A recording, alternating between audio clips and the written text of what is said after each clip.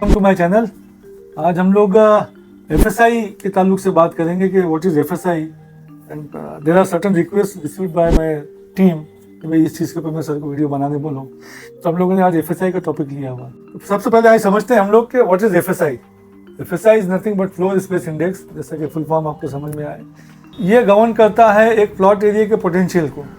Plot कितना है आपका, उस पर बिल्डिंग कितने स्क्वायर मीटर की बनेगी, क्या परमिसिबल एफएसआई देना चाहिए, वही who decides the FSI and who governs the FSI. तो planning authorities are there, different planning authorities are there for governing and controlling the FSI. Like जैसे आप ले लें मुंबई कॉरपोरेशन है, तो मुंबई के बाद में टीएमसी थाना कॉरपोरेशन आ जाता है, फिर BNCMC Bhiwandi Nizampur city municipal corporation आ जाता है। उसके बीच में एमएमआरडी रीजन है, Mumbai metropolitan regional development authority, वो आ जाते हैं।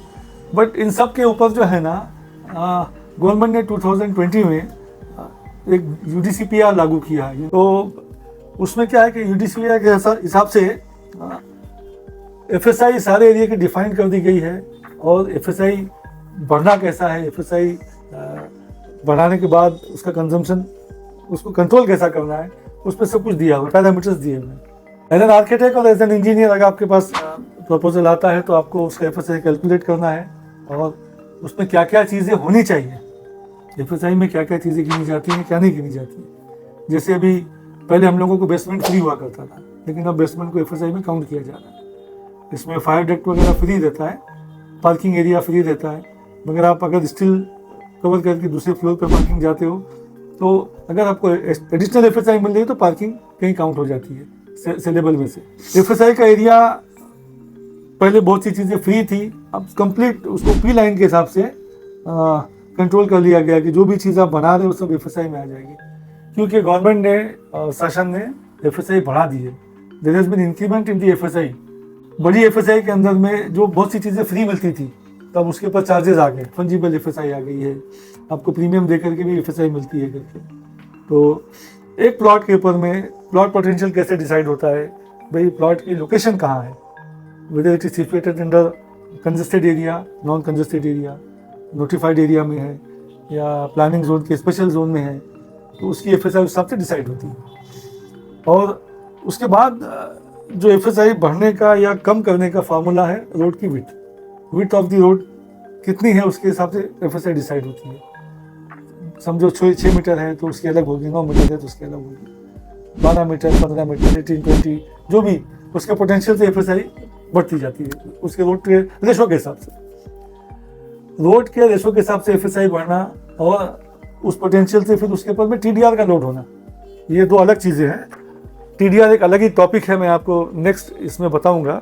लेकिन अभी क्योंकि हम लोग बात एफएसआई की कर रहे हैं, और उसमें ये फार्मूला आता है कि प्लानिंग की जाती है डेंसिटी के हिसाब से, सिटी कैसे प्लानिंग की जाती है। तो प्लानिंग ऑफ ए सिटी या टाउन प्लानिंग एक अलग ही टॉपिक, एक अलग ही सब्जेक्ट है जो पढ़ाया जाता है इंजीनियर्स को।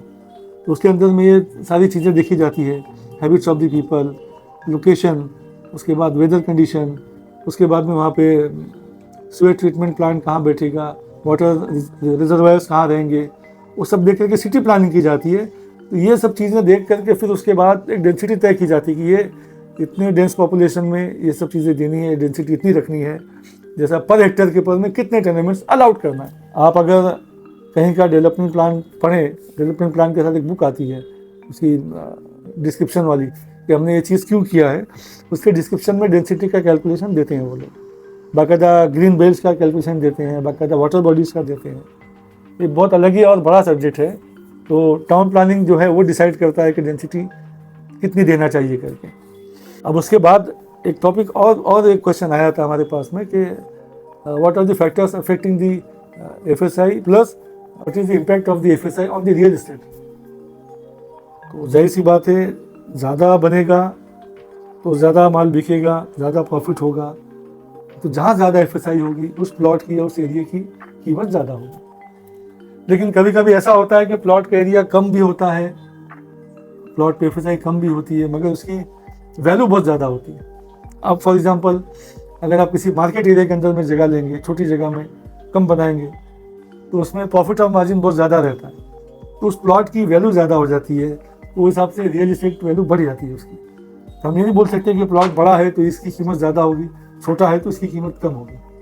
कभी कभी प्लॉट बड़ा होने के बाद भी छोटे प्लॉट की कीमत उसकी डबल हो जाती है, subject to necessity, subject to availability of related trade. मतलब कमर्शियल एरिया में समझो अगर है, आजू बाजू में क्या डेवलपमेंट है, उसके हिसाब से बहुत चीज़ बढ़ जाती है। Plus subject to connectivity, how it is connected with the rail transport, railway transport, surface transport से कैसा कनेक्टेड है। कई फैक्टर है जो FSI को एफर्ट करते हैं, और बड़ा टॉपिक है ये। FSI कैलकुलेट करना, FSI निकालना, ये FSI के ताल्लुक से बात करना, ये एक सबसे ही मैंने मालूमात दी आपको। डिटेल के हिसाब से अगर करना होगा तो एक कंप्लीट लेक्चर हम लोग रखने वाले हैं, और एट दैट टाइम हो सकता है जूम मीटिंग में भी आपको बुलाऊँ मैं, ये आप लोगों को ज्वाइन करने को कहा जाएगा। तो ऐसे ही बने रहिएगा मालूमाती वीडियो के लिए मेरे साथ में। Thank you very much.